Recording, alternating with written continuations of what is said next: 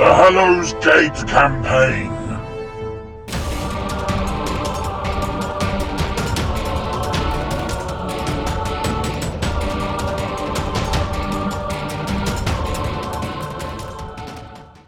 Hey guys, my name is Nick and welcome back to the channel, and in this video I'm going to be going through the Hallows Gate campaign.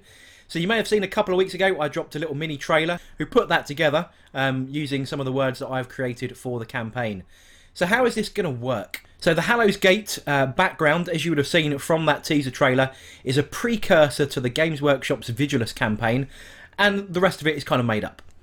So in effect what we're looking to do is recreate the years before Vigilus. So if you're not up to date with Vigilus, it is a series of books from Games Workshop. I think there's 2 so far. I think there is going to be a 3rd. Basically, it's the only way through the Cicatrix Maledictum in a kind of safe route. So the big split in the Warhammer 40k universe, the big Great Rift.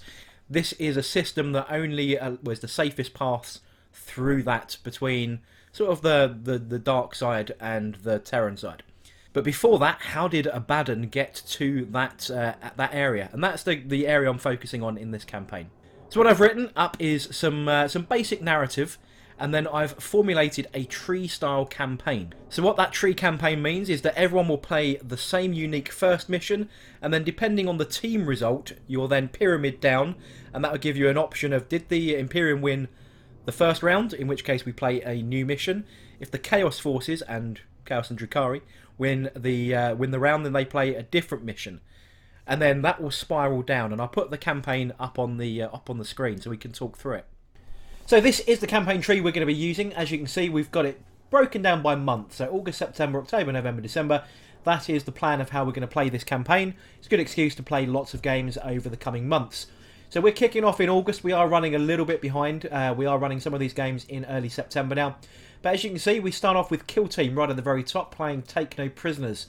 Now, depending whether the forces of Chaos or the forces of the Imperium win overall out of each of the 5 players playing that round, we then move on to things like Decapitation or Beachhead, and then depending on whether the Imperium then capitalise on that Beachhead and stop the forces of Chaos creating that, we then go on to things like Supplies from Above or Narrow the Search, and there's a few twists and turns as we go through it. And you can follow it down that we end up playing certain types of mission depending on who's winning each round. Now, as you can see, if you're an Imperium player and you're supporting the Imperium forces, you'll notice that if you win all of the rounds, you end up playing Visions of Victory right at the very end in November. But equally, if you're on the Chaos forces, you'll play the same mission, but because of the way this works, it will predetermine who's the attackers or the defenders and so on in various missions. And there's a few in there from the Urban Conquest, like Sniper's Alley and Thunder Run, and other bits and pieces like that. And then it's all going to culminate in a big apocalypse game right at the very end. So what we need is some narrative to go around this. So the Hallows Gate is a set of planets that I've kind of made up that are before we get to Vigilus. So this is going to be the staging ground for the Chaos Forces.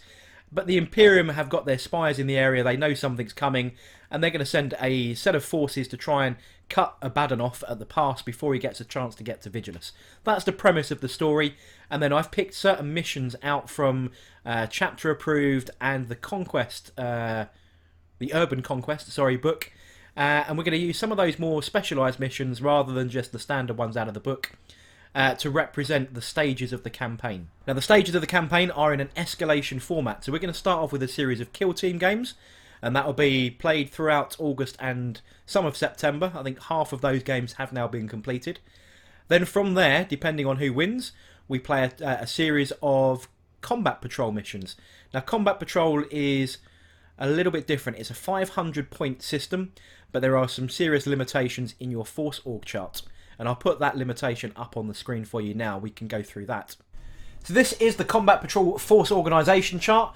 Now, your army is comprised of 500 points maximum, and then you have variable options, so 0 to 1 HQ, 0 to 6 troop, 0 to elite, 0 to 2 fast attack, 0 to 2 heavy support, and 0 to 2 flyers.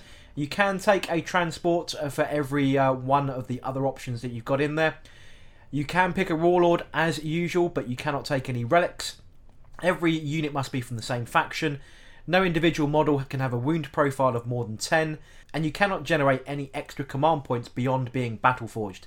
So you get your 3 command points and that's it, unless you've got a special character that can bring in some extras. So there are certain characters in there that could potentially do that, but nothing basically for the detachment bonuses. Once all the combat patrol missions are out of the way, sort of September, October time, we're then going to move into a series of 1,000 point games. This is to represent the combat patrol either being successful or potentially failure, and then we're going to increase the points as we go. So round 3 will be 1,000 points. I'm just looking to the side here for my notes. And then with the 1,000 point games done, sort of November time, we're going to be playing a 2,000 point series of games. And then finally, timing and people's shift work and work permitting, we're going to try and get in a 5 versus 5 large Apocalypse game using the new Apocalypse rule set. And between the 10 of us, we've got some big toys that we're going to try and pull out and have a go with that. We're not going to be, well, we may have some Titans, but we're certainly going to have some large demons, lots of knights and that kind of stuff.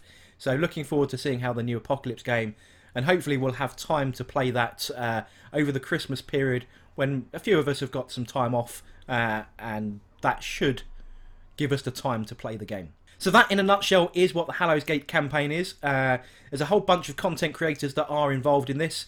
There are my 2 buddies that run the Floorhammer Podcast, Rich and Dave. Then we've got a couple of guys that post quite heavily on Instagram with their hobby progress. That's Dave and Tim. And then we've got 3 guys from Warzone Morloc. That's Dave, Patrick and Bill. And one of our other friends, he's also a bit on Instagram these days with his Adeptus Mechanicus, and that's Glenn. So that gives us all 10 players, with Tim running the Drukhari to back up the numbers. So we've got, you know, a set of forces that make sense. Bear in mind, Drukhari are all over Vigilus. So that's what the plan is. And throughout that period of time between now and the end of the year, we're going to be taking lots of pictures. We're going to be doing battle reports. We're going to be talking about it on this YouTube channel, Warzone Morloc 40K's channel. The Floorhammer Podcast guys are going to be talking about it, and there'll be pictures up on Instagram. And we're going to be using the hashtag HallowsGate40K. So if you want to make sure that you've got that on your Instagram in order to keep up with the photos, that's what we're going to be aiming for. A lot of collaboration, a lot of time, a lot of effort, to be honest. But hopefully the idea is that we all get some good games, some varying games, using just regular 40k, Kill Team and Apocalypse, and we all get to play with all of our varying levels of toys. And at the end of the day, narrative-based campaigns is all about getting more games in and getting a few extra players that you may not regularly play against. So we're collaborating, as I said, with Warzone Morloc, and that's going to be a new set of players into sort of the core group that we have that play in and around this channel and my other regular gaming buddies. So we're kind of expanding our little gaming circle as well. Now I'm going to run through the forces of each of the players so that everyone knows what's going on each of the teams. So on the forces of the Chaos side, we have myself running my usual Thousand Suns / Azinch Demons. We have Dave R. He is running the Black Legion, so he is our force commander because he is going to be fielding Abaddon when it comes to the big games. We also have Dave M, who's running his Death Guard. We have Tim with his Drukhari, I've mentioned before. And we have Tom, that you've seen on the channel, with his beloved Night Lords. On the forces of the Imperium, Rich is going to be running his Ultramarine. So we have an Ultramarine faction in here. He loves his Ultramarines. Bill's going to be running his custom chapter, the Void Stalkers, I think they're called. The kind of pink-looking Marines. Patrick's going to be running his Marines as well. They've got some knights that they're going to be throwing in just for good measure at some point. So a little allied household detachment's going to be coming and making an appearance.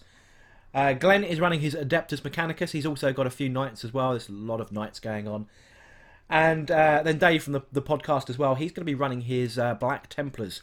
So those are the 10 sides, or the 2 sides, the 10 players and their army lists. And as we go through this series of videos, I'm going to be trying to record as much as I can on each of the games that we play. I've had my first round, and we're going to be covering that in a separate video shortly after this one.